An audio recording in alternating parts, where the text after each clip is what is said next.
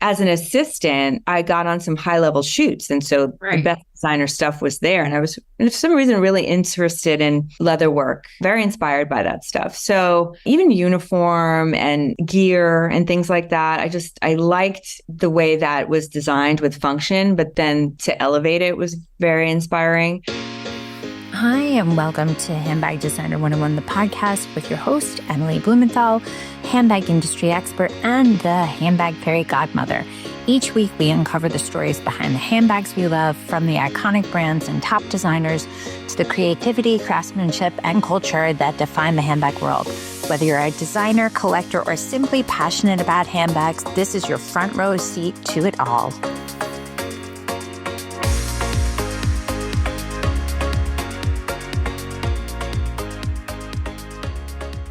Monica, I'm so excited to have you to the Handbag Designer 101 podcast. If there's anyone who should be on this, it's you. Oh, thank you. I'm excited to be here. And I love that your book is in the background there.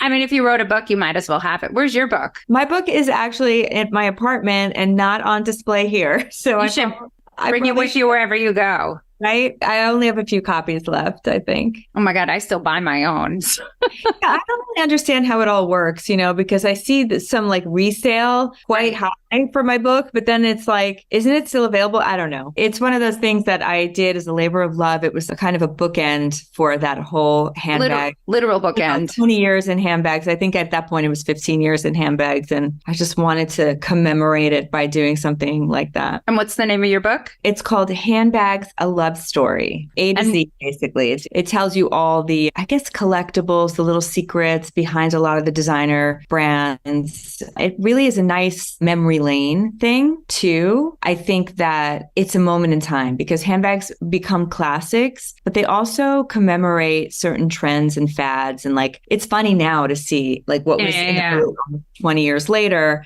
it's there, What's wild is that I've known you for a long time, but, I was at FIT when Kate Spade herself passed away. And I think you and me, people like us, we remember that because we know her story. We know the origin story, how she got started, the whole thing. But when I was talking to my students and I said, yeah, she was actually the first one we were supposed to honor for the Handbag Awards. So many of them didn't even know that Kate Spade was a person, which I know, but your brand, and how do you officially pronounce your last name? Because I've heard it multiple ways. I love that people want to make it French and call it I know.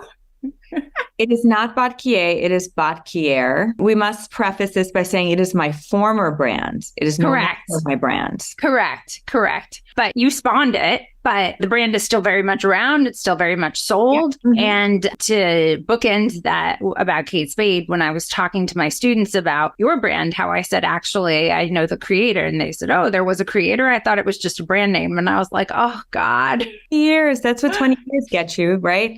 I know. And I remember when I started the brand, I was toying with, do I call it Monica Botkier or just Botkier? But I thought Botkier was very much like Gucci or something, right? Like it just read well. And I didn't opt for putting my full name on it, which I'm, still glad to this day. I think aesthetically and just as far as creative direction goes, I think that was the right move. It looked good in a logo and it does. It did. It does. Yes. Mm-hmm. Past and present and past, however you want to say it.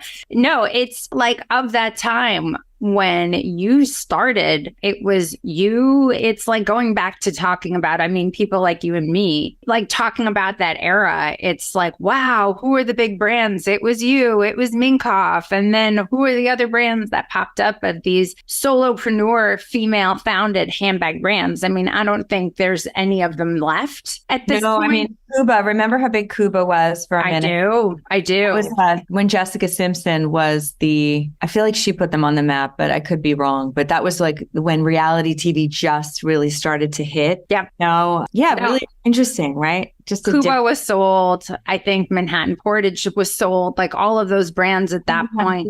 Manhattan Portage. But when the thefts were going on in LA, where the celebrity LA thefts were the bling ring.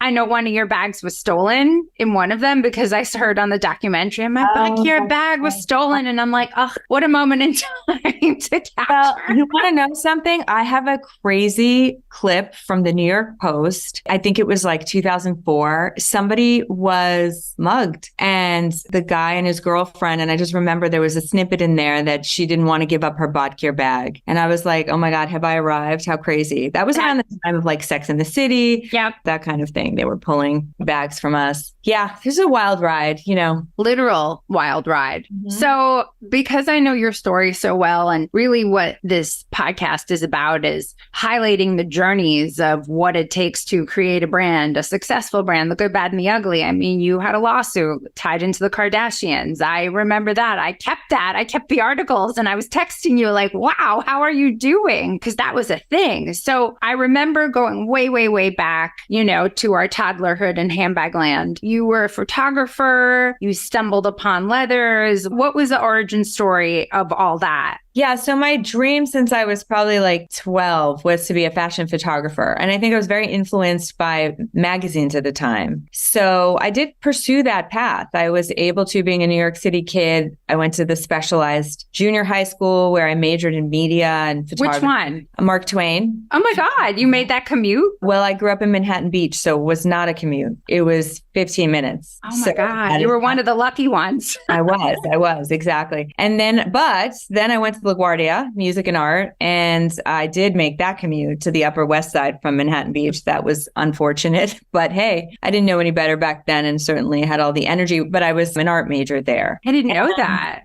I was able to minor in photography, and I did all these incredible things. Like when I was 16, I used to go to the Suzanne Barsh drag balls that she would have at the Copacabana once Thursday a month.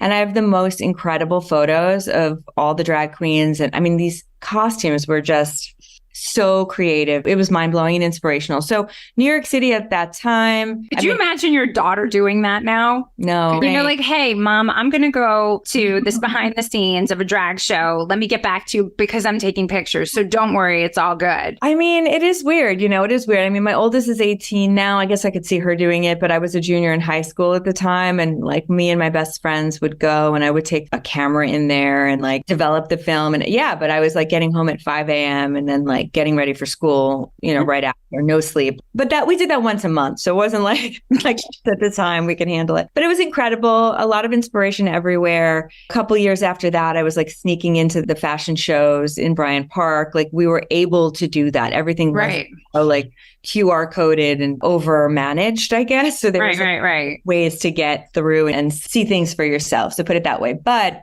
I was pursuing, so I went to NYU. I pursued a career in photography. It was a very fine art based program, but there was one commercial photographer on staff there, faculty, and I was able to go on a couple shoots with him and, you know, did the whole thing, cold called the magazines, got internships, really looked at all the aspects of fashion. Did you live at home at the time? No, I had an apartment because at that point, New York wasn't expensive like it is now. So I even lived in Manhattan. So that was like amazing. So I moved out in high school. My last semester of high school, I got out of school at noon. So I got a job and I made really good money. It was funny enough. It was like this Wall Street job. It was like typing up confirmations for trades and stuff. And I didn't know anything about what I was doing. I was just following along, but it was paid really well. And my friend had moved out. She was 18 already, but I was still 17. And I convinced my parents, I'm going to NYU. What's the big deal? I'll just live, you know, the last 4 months of high school. And I was such a goody two shoes, no drugs, no drinking. I did smoke cigarettes though, but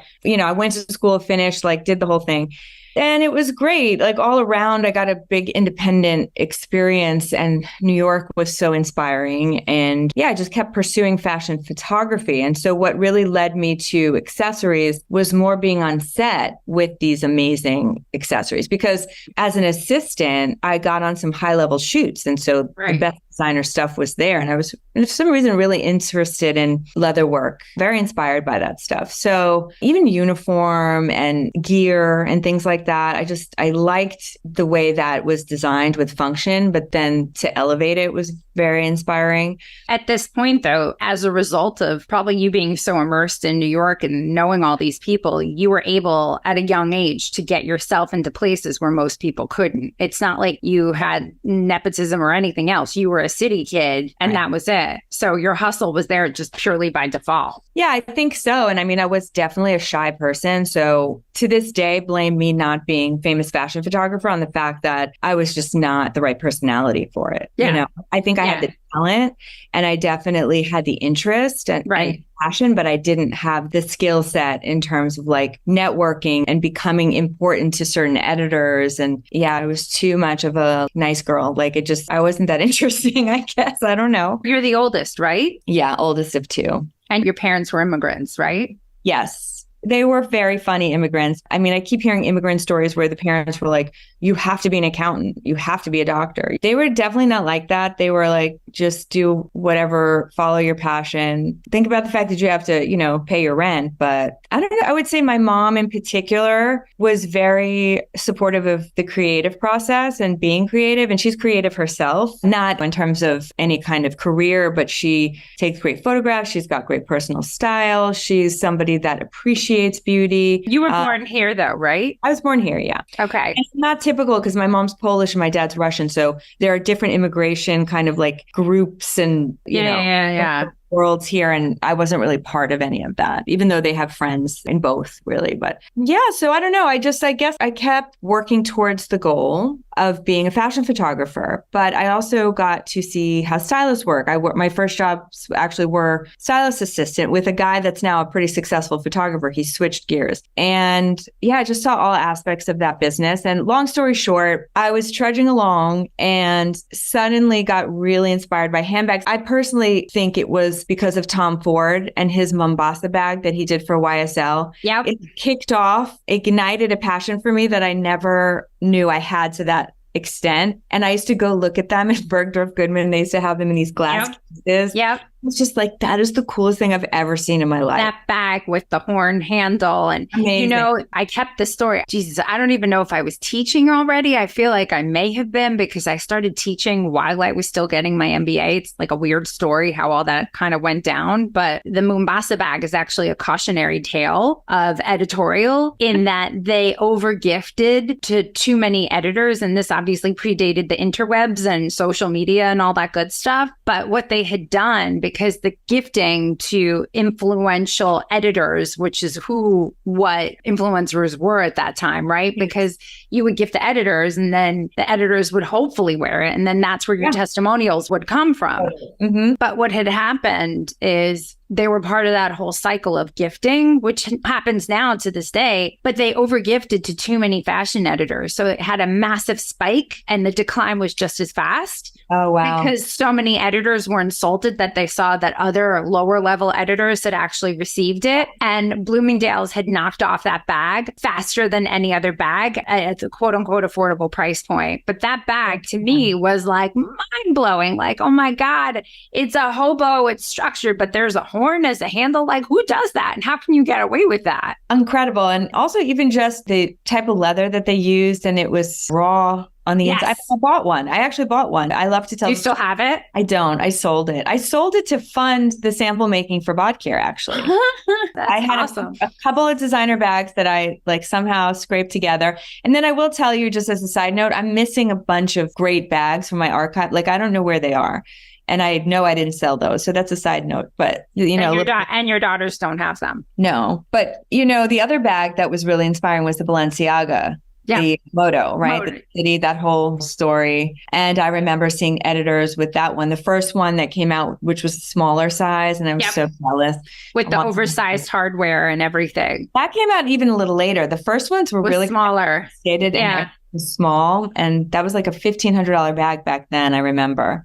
Any case, I just started to really feel for those designs. And I had a best friend who was a successful model, and she bought the Fendi Spy bag. And oh my God. Thing is like incredible. Or maybe somebody bought it for her. I don't remember, but I don't know. I started to feel for these designs. And then I thought to myself, well, obviously I can't afford it on a photo assistant. And I also then transferred into being like a photography producer. When I made the decision to stop assisting and start shooting, I was lucky enough to work with this incredible group that produced all these amazing shoots. So I had even more leeway to kind of talk to other people on set besides the photographer. Right. Right. Who yelled at you all the time. Oh my God, did they ever? Oh my God, they threw cameras. It was a really wild time. And isn't that amazing? There was like no respect for stuff. Like I've seen so many things thrown. I was working at a handbag manufacturer. I saw staplers thrown. I mean, it's nuts. Like none of that stuff you could get away with now.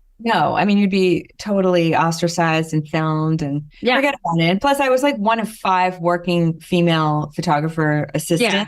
Exactly. It was wild. It was just you're like, I'm keeping my mouth shut and saying please and thank you. Like, wow, what a thrill. I didn't know that you're supposed to be upset about some of this.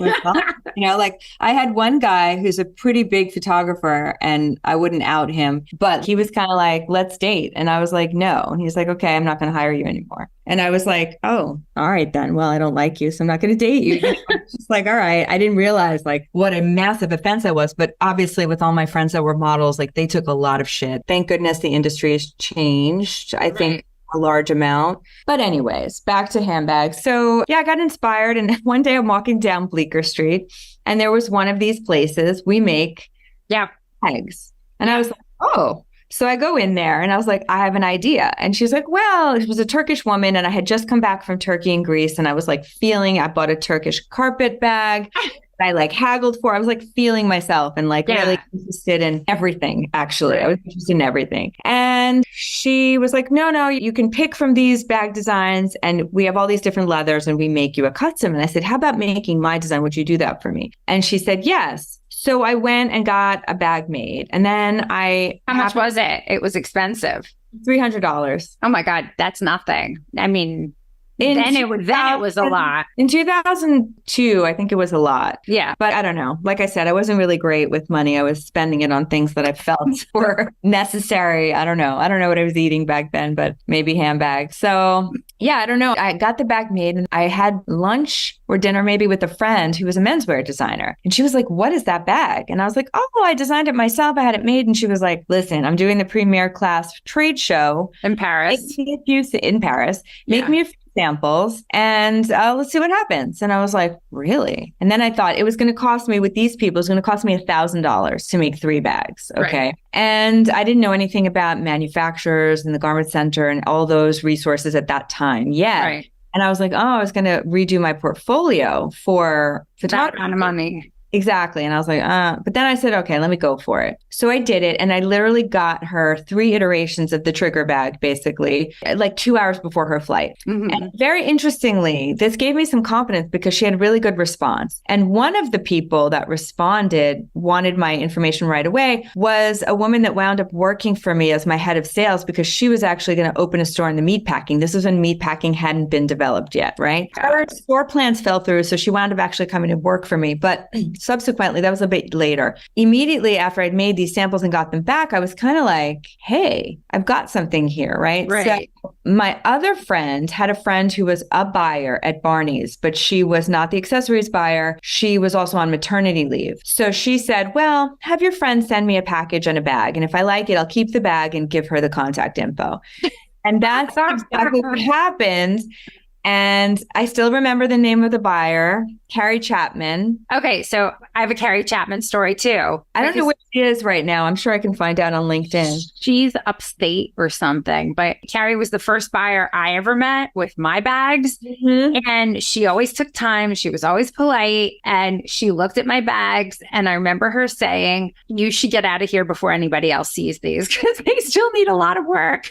So that's so funny. So she was very like honest and yeah, no, I remember because she took the time, and there are very few buyers at that time. I mean, it was like Oz, pulling the curtain, and she was very like, this isn't going to work, but here's what you could do and try this, this, and that. Wow. So yeah. That's so funny. Well, I sent the email to Carrie and to Julie Gilhart. Oh my God. Her too. But immediate response, they were like, when can you come up here? And I was like, but at that point, for whatever reason, I had made like 10 bags in some really great leathers, but I was buying like, one-off skins. Right. Big cow hides so I could make a few.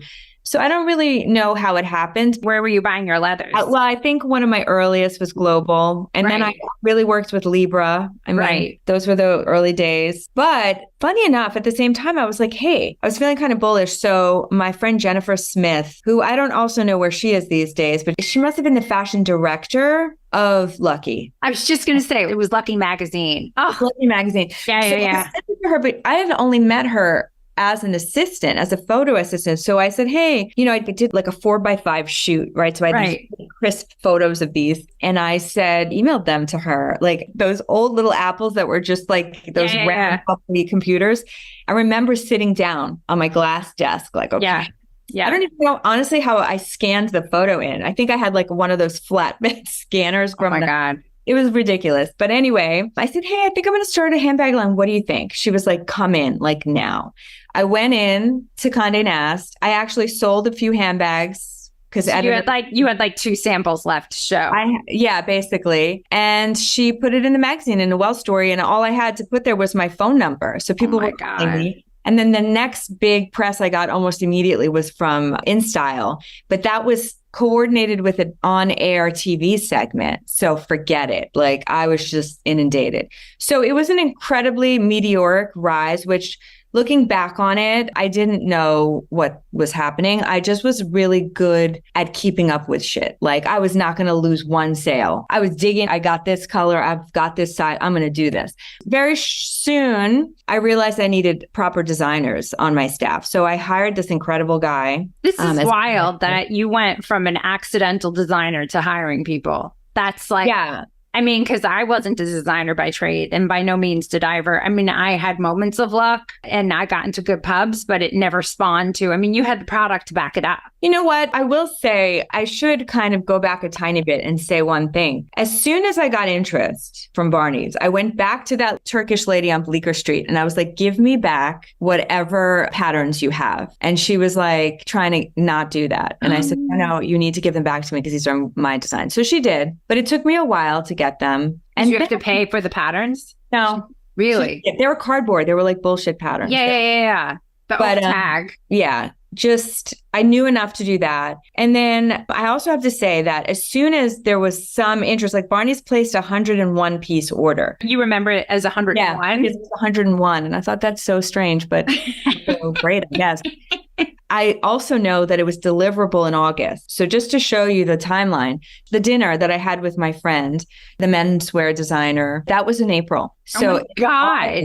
I had to deliver 101 pieces. So all of this happened. So I went through the yellow pages, which people laugh about because there was pre-Google. And I found the most amazing manufacturer, John Mannalucci. Oh my God. Him. Lebanon. Yep. And I just love listening to him talk. But he was also Kate Spade's first manufacturer. Yep. And he helped me perfect the design. I was like, okay, this is what I've got from my Bleecker Street. This is what I want to change. And it was such a small, family-run, tight-knit group. The Mannaluccis. They were amazing. His sons were around. I don't know. It was really great. Like he took me under his wing and I pieced it together. I mean, I bought everything separately. I figured it out. I mean, that's what I'm saying. Operationally, I feel like I could pull that off. And I loved that. That I got into. It's later dealing with salespeople and showroom horrors and scale and people, people come after you and they really try to eat you alive for their own gain. And I only know that now looking back.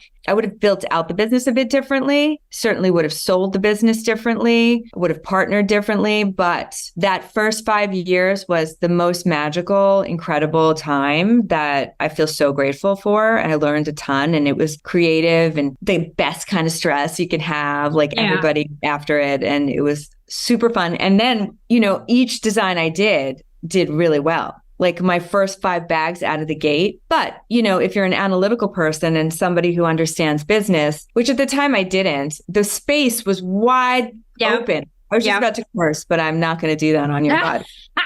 So it was wide open. So pre-Mark by Marc Jacobs, pre-Alexander Wang, pre-C by Chloe, pre-Rebecca Minkoff, actually. I had a couple years on her at least. And she came out, I think, in, 2007, 654. I think it was 2004 or 5. That's when she came out. I think 2005, because I incorporated in 2003. So I think she was 2 years. Yeah. Oh my God. And it's really funny. Like just my shady showroom at the time. Oh, what's her name? I don't know if we're allowed to. We don't want to name her. No. But I know how she worked and she was snaky, but a hustler. Like you got the placement, but it was like at what cost? Yeah. And then you have to watch your own back in her showroom. That was problem. Yeah. And I would caution anybody, I think showrooms, if they're a good partner, could definitely launch and lift. I don't know. Today, they're still around. Some of those really powerhouse women are still, it's women mainly. Yeah, they're always women. Yeah. As far as I know. They're still around. But, you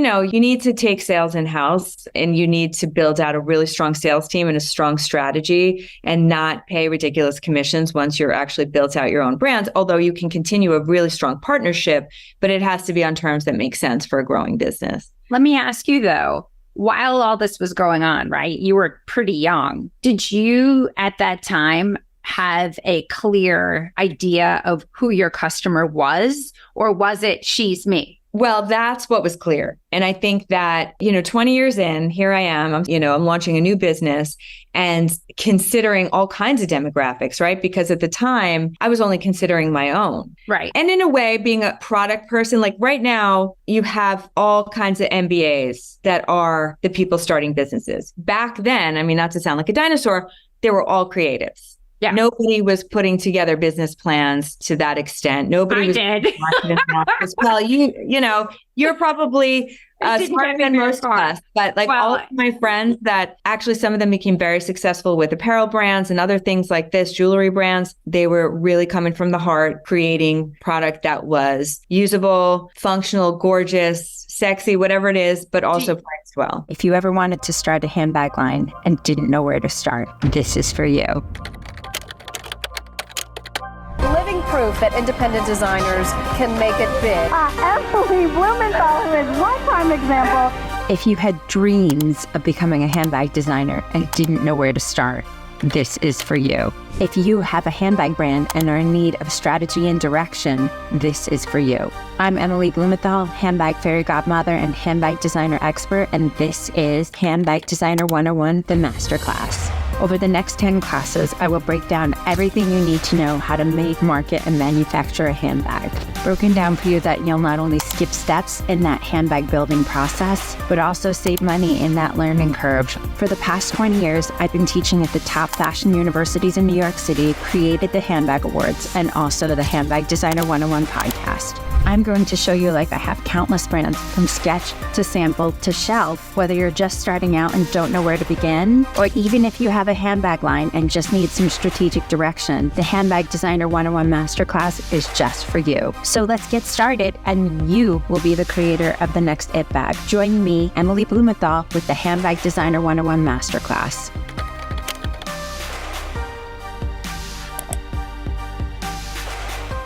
Do you think now, had you launched, that you would have been able to have such a quick rise, or the market is so saturated in terms of, brands with fans and social? It is. It's kind of terrifying. I just ran an incubator, and the brands that were in it, most of whom were fairly successful, like doing pretty well, the whole thing. And even then I was thinking like, wow, it is not that it's so tough, but to be successful and truly stand out, you have to narrow cast your demographic and their psychographics and ethnography and all of that to know CE. Like, you need to know truly how to, it's not even so much designing into a price point, it's designing into a customer. Exactly. And that is actually an exercise that I'm doing now with Chosen Woven. And it's so much fun because we started out, we realized like all of our branding and creative does not match actually who our customer is. And it's a much more detailed, like, she skis and Telluride. She's like an eco-luxurist. Like, who knew that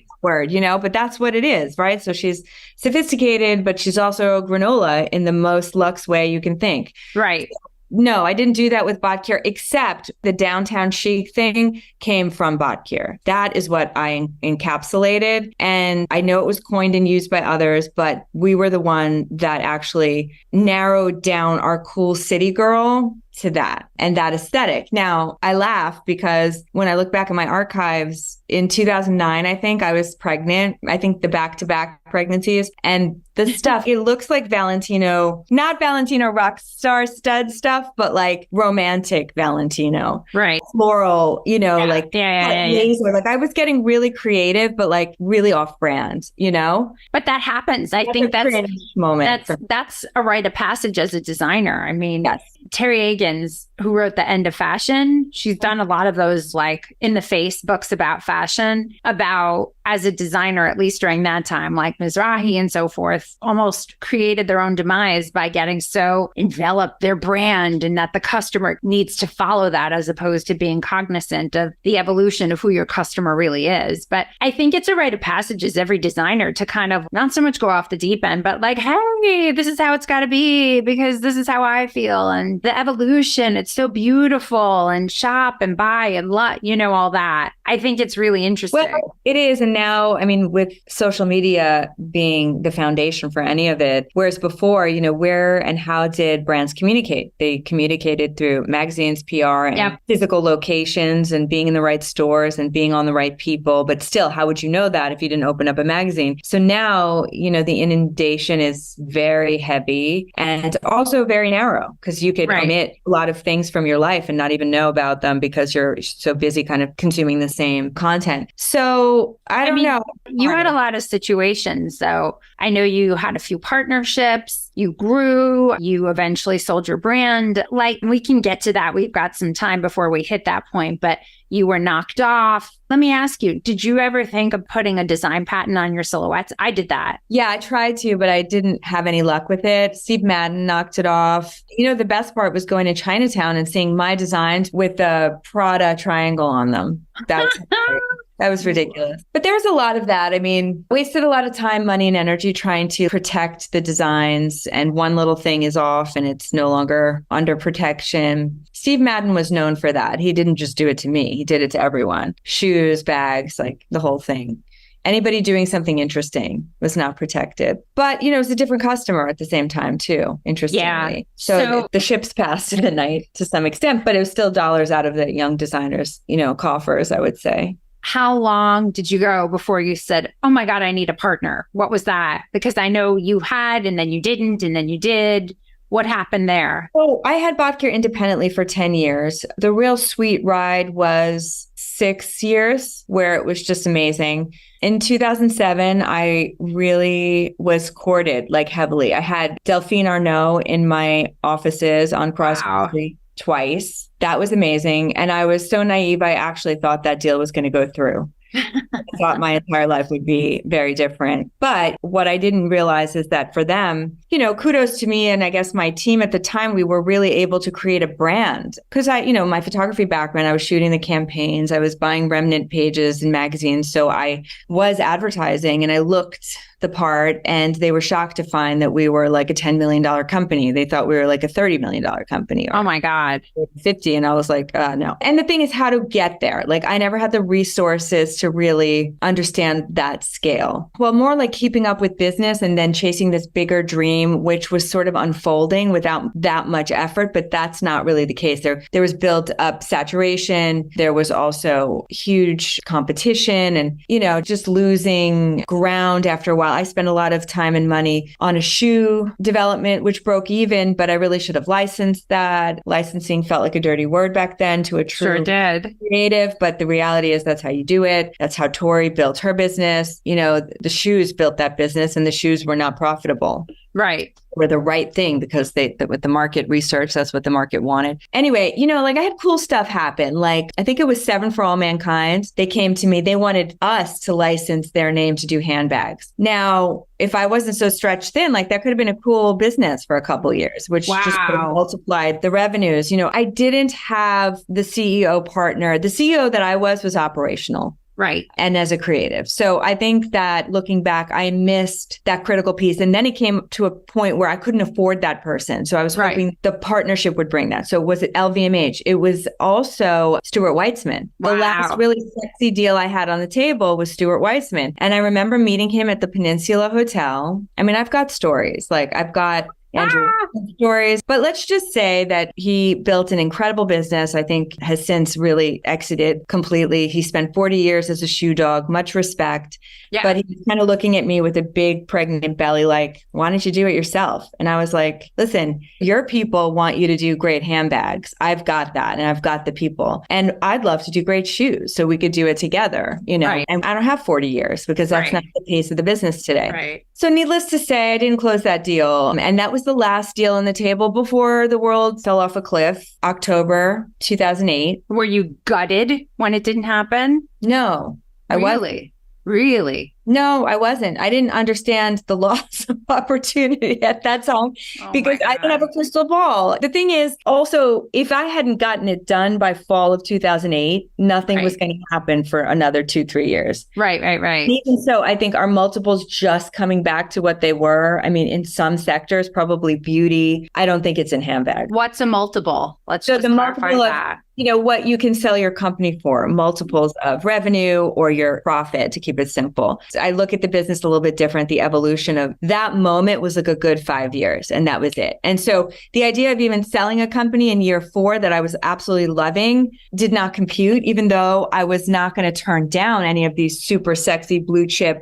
Right. But once they were gone and the business really took a hit, 2011 was my first tough year. So that was 7 years in. And then, I still was able to pivot because I went from a $595 price point, the aspirational customer that is again apparently disappearing right now, disappeared cold then. Yep. And, you had the Alex Wangs, you had my girl also, if she was 25 when we started together, she was then 32. And now she wants a Chanel bag. And now Chanel was like, hey, look at all these girls buying these contemporary, upper contemporary, young designer price points. Let's make it possible for them. Of course, now, again, absolutely impossible. Right. Entry price point, $6,500. Okay. But not insane. Ridiculous.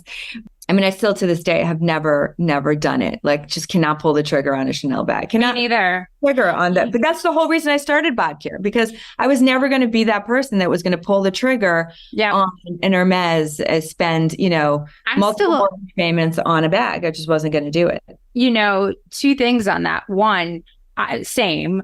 2, the buyer from 𝐉𝐸𝐬𝐧 had told me years ago that the first bag that the girls would buy would be a Botkier or a Minkoff. And then the second bag she would get would be the Chanel flap because she'd have the bump in salary. So it was like the training bra of handbags. Like, this is my cool bag. This is it. And, a lot of the designers with whom I've consulted wildly still carry around labels. And I always say, I love that you're paying me and I'm grateful. I'll keep taking your money, but you're missing out on an opportunity other than writing off the taxis, because clearly you're not taking a subway, but you're missing a street opportunity because the whole where can I find element comes from you wearing your own damn product. So that's, oh, but I love my Louis. I love my Louis V. I was like, well, then you shouldn't be designing bags. And P.S., the buyers who are going to buy your bags off the gate are all boutiques.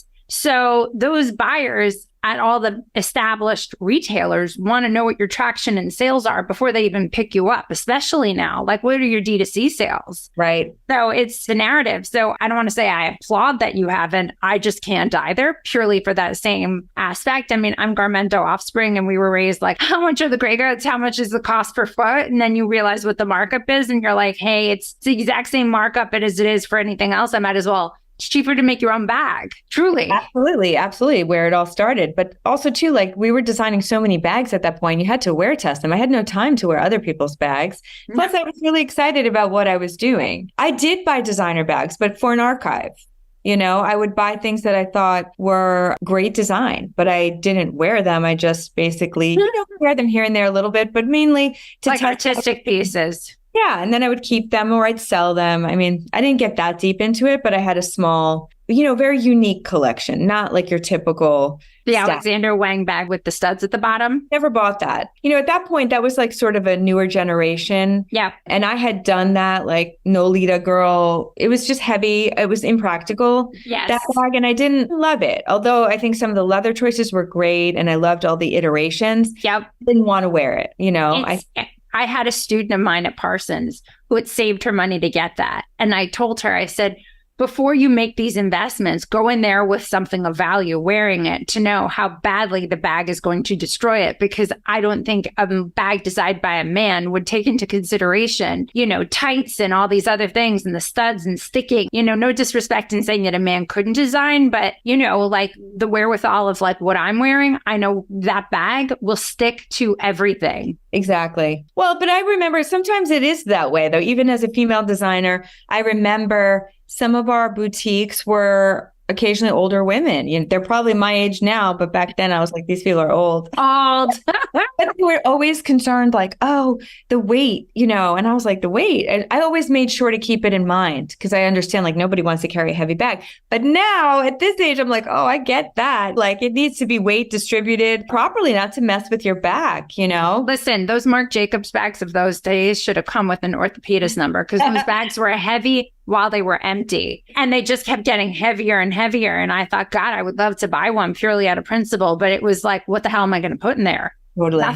Nothing. So you got to this point, right? And I know you had was it JCPenney with the Kardashians when they had it? Was it JCPenney? I don't remember if they did it for JCPenney, but it sounds about right. The funny thing is that TMZ had done a poll on their website. Like, do you think it's a knockoff? And it was like 98% were like, yeah. We just sent them a cease and desist and they stopped. And I don't remember who the partner in that was. This was before I think the Kardashians got as elevated with their. Oh, yeah, 100%. They were like real schlocky back then. I remember. Taking every cent. But obviously now they have like really beautifully built out businesses if you look at it. It was an LA manufacturer, and I can't remember which one, if I remember correctly, that they were just being courted with like, let's do this, let's do that. So, I mean, your bag was a low hanging to knock off per se. I have a funny story. There was a manufacturer in the garment center, not our beloved Mannalucci, but I had to at some point have 3 factories because it was were a all lot. Your bags being made domestically? When did for a while, for 3 years. And then I found the most amazing manufacturer overseas that was like a gem, somebody who really believed a big business. I mean, hundreds of millions of dollars he was doing. And he took me under his wing as well. I feel like he was incredible, like just such a passionate, like he loved bags. He was like basically so far up the food chain, but he still loved to nurture talent. It was amazing. Anyway, side note on that. So I had to break up with my 3 New York manufacturers. The third one didn't care too much because he got the scraps, but the Mannalucci was amazing. He was very upset with the situation, but he understood. And I tried to keep some stuff local. And I will tell you, hands down, the local stuff was always the best stuff. Right. So you didn't keep them to, if you needed reorders quickly, at least, or sample making? I couldn't do it in the grand scheme of things, but I did a little bit. And Mannalucci was my choice for that. So manufacturer number 2 was pretty big, pretty successful, was very pissed. And I was like, come on, like, what do you expect me to do? You're not buying the components for me. It's extra production work. I had to like count out I can't do that. Like, right. The time value of money alone. It didn't make any sense. So I remember that he took on Rebecca Minkoff right after that. I know who you're talking about. I know you know who I'm talking about. And he sent me an email after I had my son, was my second kid, right? 2 out of 3. And he sent me an email like, I just want you to know that we have another baby and her name is Rebecca Minkoff. And I was just like, obvious. But I wrote back to him. I was like, well, that's great. Congratulations. And I'd like you to know that I actually had a real baby and his name is Sage.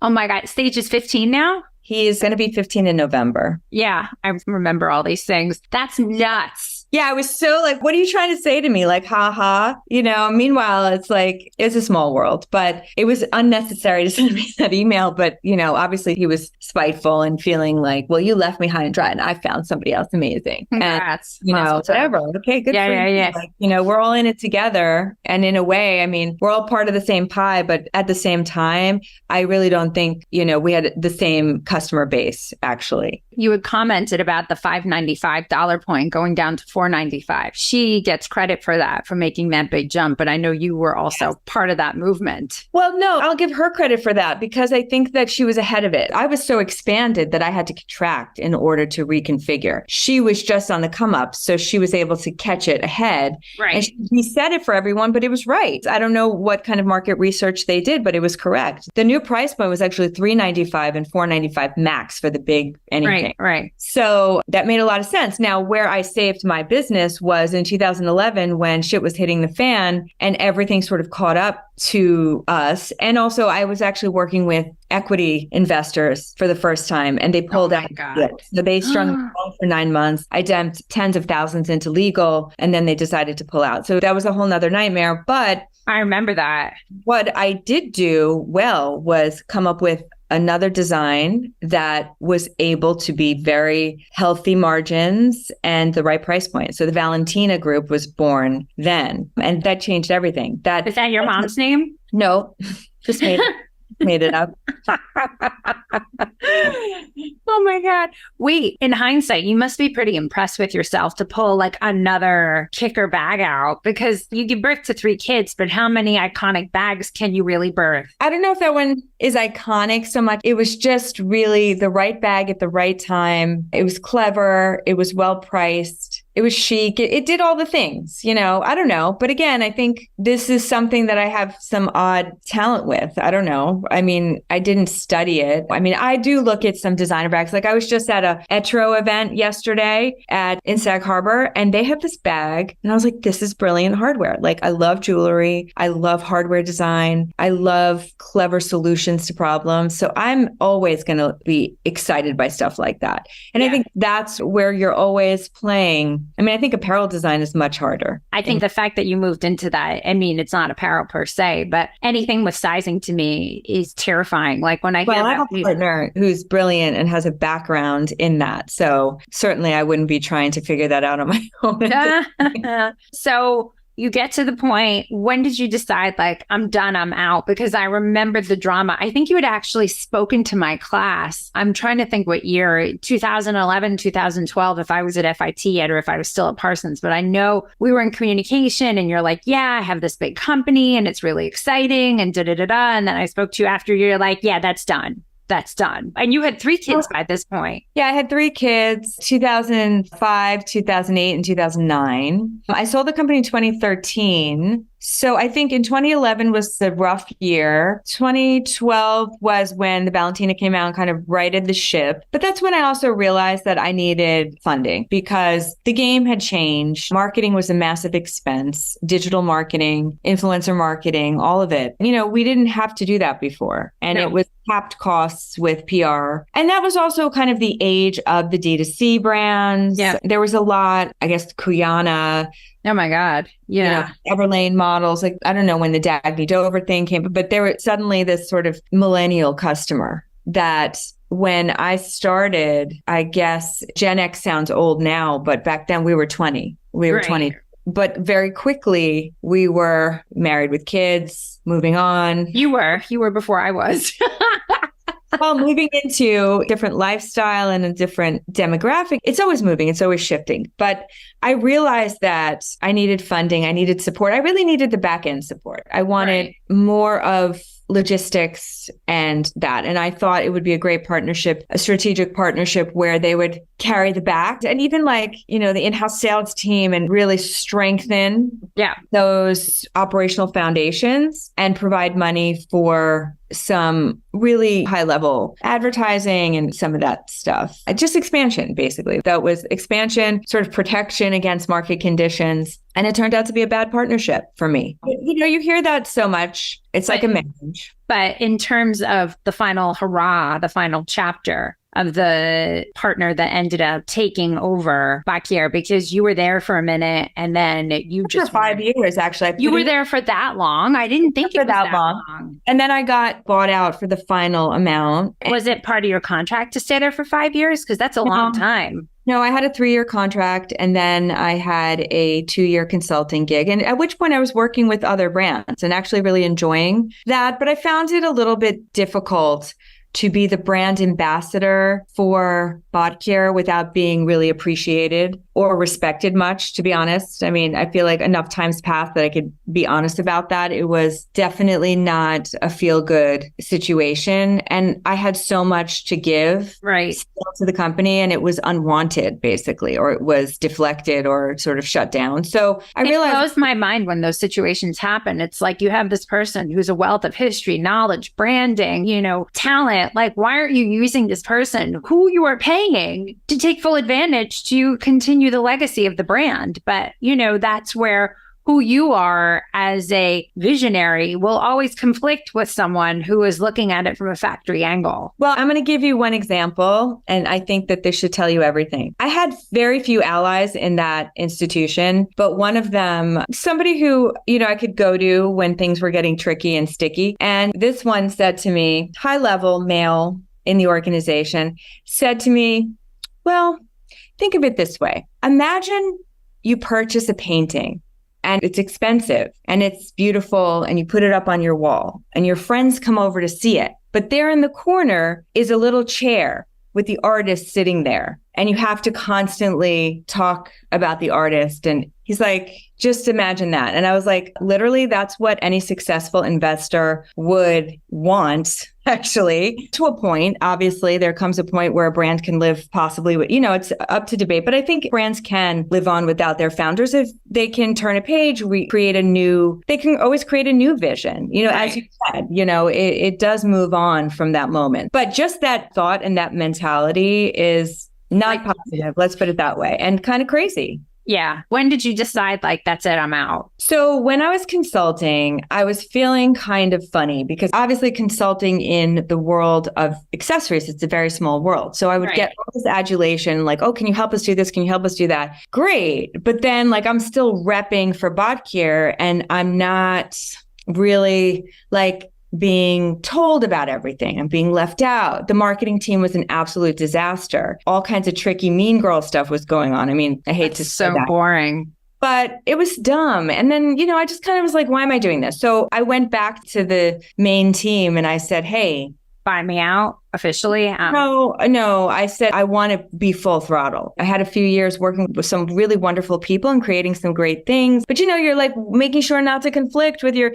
Yeah. And you're just kind of like, okay, what am I doing? My name's still there. Let's just get back in. It's like when your marriage goes bad and then you're like, let's give it another shot. Let's go to therapy. Let's make this work. And they were like, no. They were like, well, if you have all these expectations and asks, we can't accommodate. And I said, well, then I can't stay. And so, but listen, this is a typical story. Yeah. I know, but I guess I'm seeing it through the lens of a mom who is still going to work every day for a brand that she created, to work in an office that's not yours, to be run by a company that's not yours. So it's kind of like outer body. Okay, I guess I'm out. One day you just leave an office that still has your name on it. Right? I'm not coming back here. That's it. Yeah, it took me a while to disconnect. I was definitely hurt, I think, over it. Not hurt by them specifically, just hurt by the whole story. In the end was disappointing, Yeah. And I didn't really know how to process and how to define myself. I mean, now I'm come through and very excited about where my life is headed next and doing some really mission-based brand work and really thinking about doing product that means something to me in a deeper way than just a great design, which I is a starting point for anything. But I don't know. I mean, listen, you live, you learn. It's definitely not a typical story. Yeah. I think that some partnerships are incredible and very fruitful and others aren't. It is what it is. I don't follow Botkier on Instagram. I don't pay attention to what goes on there. I've disconnected, even though it's my name, it's not my name. Right. It's not. Yeah. And it's funny because a lot of people still identify me this way. So when I meet people, everybody has these great stories and they're like, oh my God, I still love your bags. And they're like, oh, what happened? And I'm like, well, I'm not there anymore. And it's divorce. It's just we moved on. Then you do move on, though. You do. Right. Everybody moves on in some cases. I mean, I don't know. It's a worthy experience. I think today's entrepreneurs, this generation, have so much more of a network to rely on. I mean, everybody's an entrepreneur. There are resources for entrepreneurs. There are resources for founders, for female founders, for everything you can think of to support yourself, to educate yourself, to understand. I mean, it's wide open. Yeah. And it felt kind of like I was in a vacuum. I didn't know.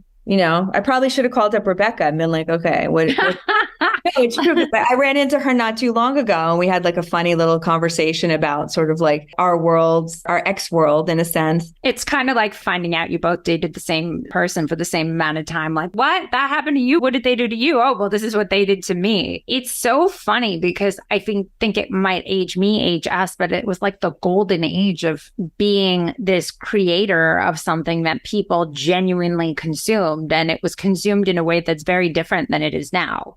Yeah, absolutely. I love to see what's happening now. Like I was talking to somebody who's been in the industry for a really long time and they were like, hey, there's a whole resurgence on handbags in that price point that you did. Like you should think about coming back and doing that. And I was just like, nope, I don't see it. But, that's because I guess certain things are still happening, like Chanel bags are getting more expensive. And like that whole feeder system in bags still exists. You just have newer, cooler ones coming up that sort of take the place. Yeah. And I don't know, like my Botkier customers from back then are middle-aged now, but they got the cash and they've got the style. I mean, it's not over. It's just, It's different. But like, are you buying that now? Or are you buying 𝐉𝐸 or whatever?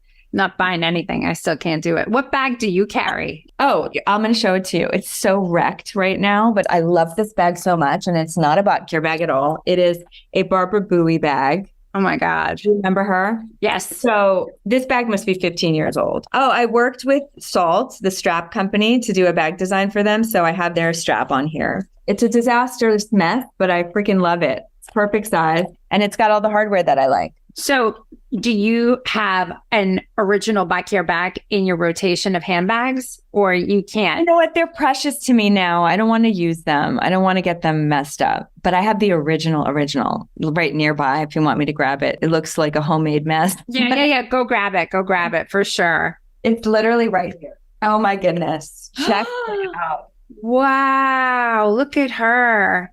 Oh my God. Like I love it. This is the original trigger? Yep, this is where I got from Ohio Fasteners. Yeah. Oh, they're still around. Yep. Wow. Logo that my sister made. This was like back then we didn't knot them, we just glued them. I'm pretty sure this is a Mannalucci. I went and bought fabric in the garment center. But look at this sexy little thing. Wow. I love it. I still love it. You should. I would actually love to remake these the right way. For me, but that's it. So just to wrap up, we can't have a podcast without someone showing one of their bags. So I'm glad we were able to see her in all her glory. What are you doing now? How can we find you? How can we follow you all in the world of Monica Botkier? Oh my goodness. This is a shameless plug. Well, Monica Botkier. As it should be. Exactly. Instagram, Monica Botkier. My new company is called 𝐀𝐚𝐧𝐿. And this is a really exciting new project for me. It's 𝐃𝐚𝐬𝐧. I have a fantastic partner, Olga Kapustina, who comes from apparel. She had an incredible dress line back in the Barney's days as well, and got her biochemical engineering degree and decided all about sustainable fabric use. So we make gorgeous knits. Oh, I can show you one of those too. Bring it on. Beautiful knits that are made without the use of plastic. It's all merino based. So it's thermoregulating. You could wear it in the cold weather. It keeps you warm. Hot weather, it keeps you cool. It's like literal miracle material. And with the innovations in knitting, we're able to create support and stretch without spandex, no petroleum based, fossil fuel based plastics. Wow. Whatsoever. Gorgeous, gorgeous, gorgeous. Oh, I have it right here.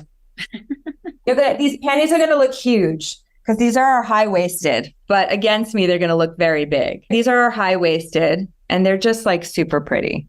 Wow. And they feel like a dream. And here we have a print that is clashing against my print. I was just going to say, you should wear them with that on top and tuck it in. Oh, wow. That's lovely. So, we're on a mission. We love it. We're going to make a lot more product. Right now, we've got all kinds of tops. So I got a bra right here. Show you guys the bra. Oh, wow. This is mine, though. So it's not in condition, but just freshly washed. So we cold water, flat dry. Yeah. That's amazing. But it looks good and feels good. So yeah, that's what I'm doing now. I feel like it took me a while to find a passion, but I always love handbags. I think they're amazing. And there are some really great young designers coming out doing their thing. And I'm super impressed. So I think it's always an evolving category. It doesn't get boring. No, not for us. Gorgeous, gorgeous designs, and women and men use bags all day, every day. And, you know, I think it's fun. So I love that you're keeping it alive for all the young hopefuls out there, or old hopefuls, everyone who wants to do it. Listen, my hook is everybody loves an underdog, but everybody loves a handbag more. So I love it. That said, Monica, you've been amazing. Thank you for joining us on Handbag Designer 101, and we will be watching you to see what comes next. So thank you so much. Oh, thank you so much. Thank you for all the support and your undying love and passion for handbags. All right. We'll see you soon. Okay. Take care. Thanks for listening. Don't forget to rate and review and follow us on every single platform at Handbag Designer. Thanks so much. See you next time.